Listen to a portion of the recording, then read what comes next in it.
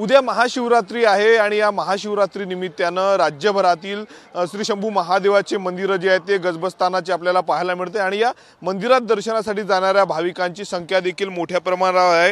आणि त्याच पार्श्वभूमीवर अमरावती एसटी महामंडळाच्या वतीनं जे आहे ते तब्बल 150 जादा बसेसचं जे आहे ते नियोजन करण्यात आलेलं आहे।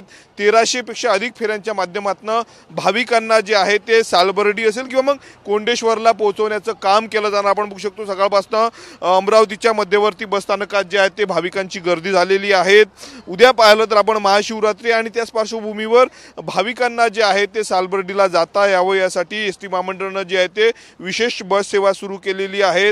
अमरावती, वरुड, मोर्शी असेल, सोबतच धामणगाव रेल्वे, चांदूर रेल्वे, परतवाडा आदी आगारांमधनं जी आहे ती संपूर्ण बस सेवा राहणार आहे। जवळपास 5 ते 13 मार्च दरम्यान ही संपूर्ण बस सेवा सुरू राहणार आणि त्याच पार्श्वभूमीवर भाविकांना जो आहे तो याचा मोठा फायदा होणार आहे। आणि त्याच पार्श्वभूमीवर दरवर्षी एसटी महामंडळाच्या वतीनं जे आहे ते अशा पद्धतीनं जादा बसचं नियोजन केलं जात असतं आणि यावर्षी देखील जे आहे ते एसटी महामंडळाच्या वतीनं तब्बल 150 बस ज्या आहेत त्या सालबर्डी असेल किंवा कोंडेश्वर आणि आदी ठिकाणी ज्या आहेत त्या पाठवल्या जाणार आहेत।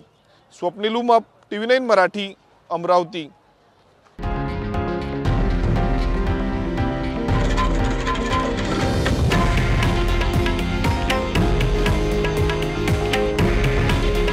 हे आहे देशातील नंबर 1 न्यूज नेटवर्क आणि आपण पाहत आहात TV9 मराठी। काळजी तुमची, हित महाराष्ट्राचं।